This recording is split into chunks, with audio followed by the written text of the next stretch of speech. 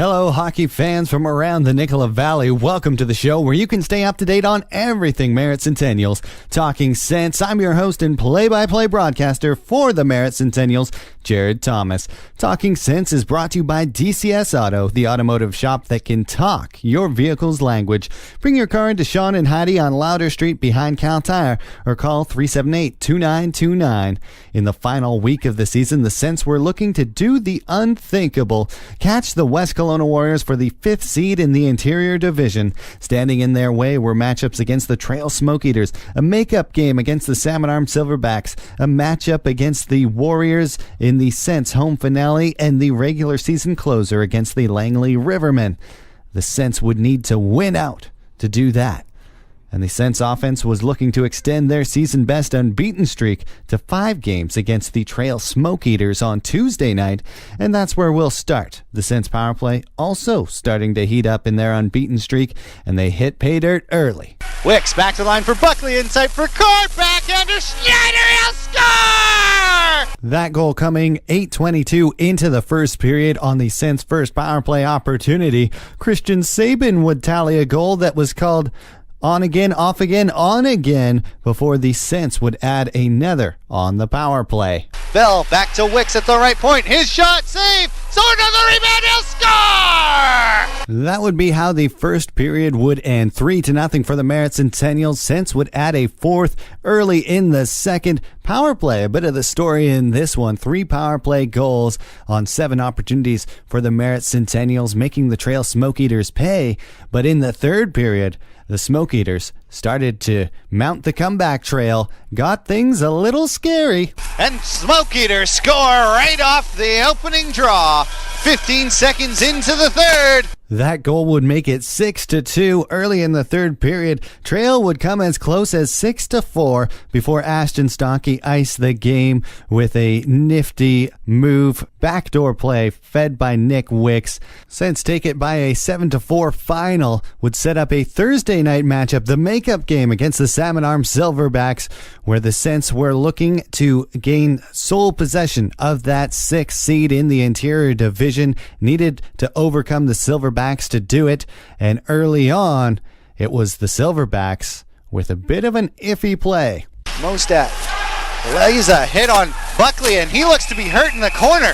Tyrell Buckley, he's down, and it doesn't look good. Merritt Centennials captain going down early in the first period. Logan Mostat assessed a 5-minute major and a game misconduct for a blow to the head. Tyrell Buckley would be out of the lineup for the remainder of the weekend. Could still be out for the first couple game of the playoffs. He's got his future to consider. He just committed to Michigan Tech University to play with the Huskies next season. So obviously his health comes first. But the Sense used that as motivation and got 2 on the ensuing power play. Sabin to Union. His shot, he'll score! Mike Van Unen makes them pay on the scoreboard. Gosselin for Wicks. Wicks for Gosselin. His shot back door, he'll score! Sense would lead 2-0 after one period of play, and the punishment on the power play would continue. They go 4 for 6 in this game, and they are red hot. Matthew Gosselin collects off the one draw by Henry Claycorn. Mike Van Unen, he'll score! Mike Van Unen with his second goal of the game, made even more impressive by the fact he only had 1 goal coming in for the whole season worth of work. He comes away with 2 in this one, both on the power play, and he's looking prime to help fill the void left by Tyrell Buckley. Of course, Buckley wouldn't be back for the West Kelowna matchup or the Langley Rivermen matchup. We'll get to those in segment 2 of Talking Sense with me, Jared Thomas, right here on Q101, brought to you by DCS Auto. Welcome back to the show where you can stay up to date on everything Merritt Centennials. Talking Sense, I'm Jared Thomas, your host and play-by-play broadcaster for the Merritt Centennials. Talking Sense brought to you by DCS Auto, the shop that can talk your vehicle's language. Bring it in to Sean and Heidi behind Cal Tire on Louder Street, or give them a call, 378-2929. In segment 1, we recapped the game against Trail and against Salmon Arm. Of course, Captain Tyrell Buckley, fresh off his commitment to the Michigan Tech Huskies for next season, got a hit up high in the ensuing game against the Silverbacks and left with concussion-like symptoms, wouldn't be available for the following game against the West Kelowna Warriors, which was huge, since looking to lock up 5th in the Interior Division, could do so with a regulation win over the West Kelowna Warriors and then a win the following night against the Langley Rivermen. Could they do it? In the first period, they were honoring Ty Posabon, mental health night in the arena. Ty Posabon got his banner retired, big ceremony before the game. Since weren't hot off the start. Didn't get a goal in the first period of play. Neither did the Warriors. Scoreless through one period of play. In the second, it would be the Warriors converting first on a power play. Kowalski from the right point walks in at the half wall, plays it back for Harrison. Harrison's shot gets all the way through and into the top corner. West Kelowna breaking the goose egg, since looking to get back in the game when there was a first for the Merritt Centennials season. As Christian Sabin dumps it in for the Merritt Centennials, thrown on, it's in! An own goal! The Sens score! It's going to be credited to Christian Sabin! So Christian Sabin gets credit on the own goal by the West Kelowna Warriors, ties things up at 1s, and that's how they would skate into the third period. Sens needed a win in regulation to have a chance at clinching that 5th seed by the time the regular season was done with. But they skated all the way through the third. No one could get on the scoreboard, and they went to overtime.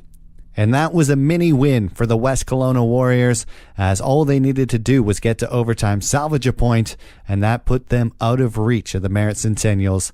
But with that point, the Sens would lock up 6th in the Interior Division, and they awaited to find out who they'd play. In overtime, the Warriors would tally just 30 seconds in. Parm Dollywall with the goal that baffled Austin Roden over the glove side, and the Warriors clinch 5th. The Sens clinch 6th, and later on in the night, they'd find out they'd be playing Wenatchee Wild in round 1.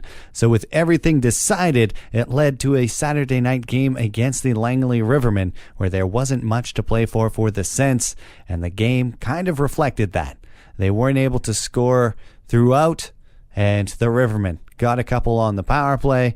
Brendan Booty, captain of the Rivermen, had an odd one in the third. Ethan Lane threw it to the slot. Berger made the move out of the blue pink to make the save, but it goes off the captain Booty. Might have even went off his booty, and it goes up and over Berger and into the net. That goal makes it 3-0. The Rivermen would add another in the third before the fight started to break out late in the third period. And here we go. Sabin throwing some right.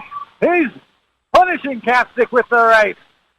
Sabin's got the helmet off, and now he's throwing. Christian Sabin unloading, and he takes his man down to the ice. Zach Zorn with a fight minutes before that, and despite going down swinging, the Sens fall 4-0 in the season finale. It was a bit of a mean-nothing game for the Merritt Centennials. Had already locked up 6th seed, already knew who they were going to face in the first round, the Wenatchee Wild. We'll talk a little bit about the year-end awards and a little preview of the playoffs when we return to Talking Sens with me, Jared Thomas, on Q101, brought to you by DCS Auto. Welcome back to the show where you can stay up to date on everything Merritt Centennials. Talking Sense. I'm your host and play-by-play broadcaster, Jared Thomas. Talking Sense brought to you by DCS Auto, the automotive shop that can talk your vehicle's language. Find them on Louder Street behind Cal Tire, or give them a call, 378-2929. So the Centennials not able to catch West Kelowna for that 5th seed, but they did lock up 6th seed. We'll face the Wenatchee Wild in round 1 of the playoffs. Before we get to that, let's give a little love to our current Merritt Centennials. 2017-18 Player Awards went down on Sunday night, and a lot of players coming home with some hardware. There was the Skalula Award.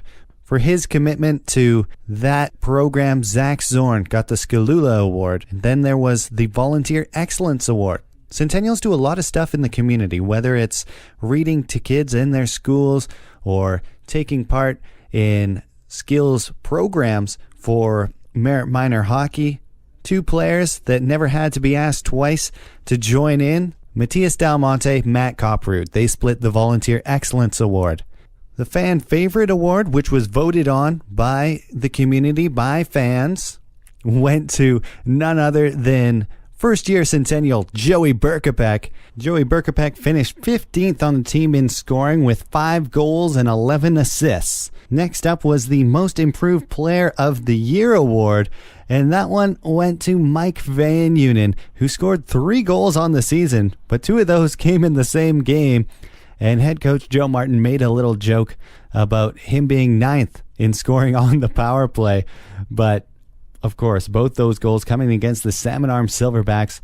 Mike finishes the season with 13 points, 3 goals, 10 assists, and he'll be filling in the vacancy left by Tyrell Buckley, who's currently not in the lineup due to concussion symptoms. The next award was the Academic Scholar Award, and winning that was a rookie in his own right, Jackson Monroe, one of the youngest kids on the team, just a 2000 born, but he contributed on the score sheet throughout the season. 3 goals, 18 assists, second most in scoring to the captain, Tyrell Buckley himself. Most promising player went to Matthew Gosselin, the Goose. He was a huge part of the offense this season, 11 goals, 22 assists, 33 points. Coach's Award also going to Jackson Monroe. The Most Gentlemanly Player Award went to veteran Chase Bell. Been playing all year with a bit of a bum wrist, but has battled through and never let that get him down. Leading goal scorer for the team, if you didn't know, it's Mr. Henry Claycorn. He had 20 goals, 28 assists, led the team with 48 points, and he's been a star for the Merritt Centennials all season long. Then we had the Game-Winning Goals Award. That went to Zach Zorn. 4 game-winning goals on the season. Tops his buddy Claycorn by just 1. The Leadership and Ability Award ends up going to the goaltenders. Austin Roden, Jacob Berger. They led from the back end, and they definitely displayed their ability. Both netminders, night in, night out, relied upon to make huge saves and were a big part of the Centennials finishing where they did. Best Defenseman Award went to Tyrell Buckley. How could it go to anyone else? He had 11 goals on the year. That was tied for 3rd amongst PCHL defensemen, and 28 assists, 39 points, good enough for 7th in league scoring by defenseman Tyrell Buckley.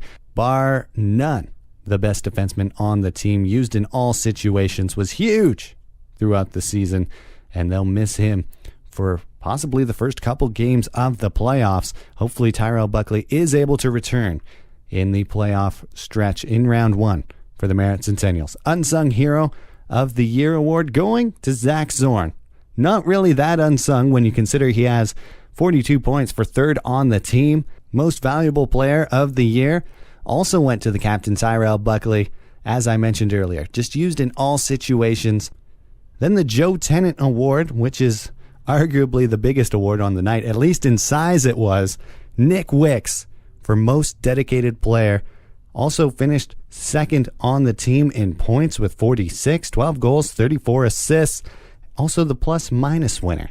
So picking up some double duty on awards night was Nick Wicks. Those are your 2017-18 Player Awards. If you want to see the full list, see some of the pictures, head on over to the Q101 Facebook page. It's all listed there for you. Let's get into the first round playoff matchup a little bit. Just the bare bones. Since went 2-3-1-0 versus Wenatchee. That's 2 wins, 3 losses, 1 overtime loss. To start the season, they lost 5-3. Then they went down to Wenatchee. Got their first win in the Wolf Den, 3-2. They came out with the victory there. First road win of the season, I believe, as well. 7-3 they'd lose at home later on in the year. 4-3 in January before losing 2-1 in double overtime. And then 3-2 they'd take the game the very next night against the Wild to win their second game in the Wolf Den. So the Sens do have the ability to beat the Wenatchee Wild. And if you take out that 7-3 game where the Wild were able to run up the score a little bit, the goal differential between the two clubs for all the games combined, all 6, 14-13 for the Wenatchee Wild. So on paper, this is going to be a very tight matchup. I'm going to break it all down for you Wednesday night, have a full playoff preview show for you. But for now, this has been Talking Sense. I have been Jared Thomas. It's brought to you by DCS Auto, and it's right here on Q101.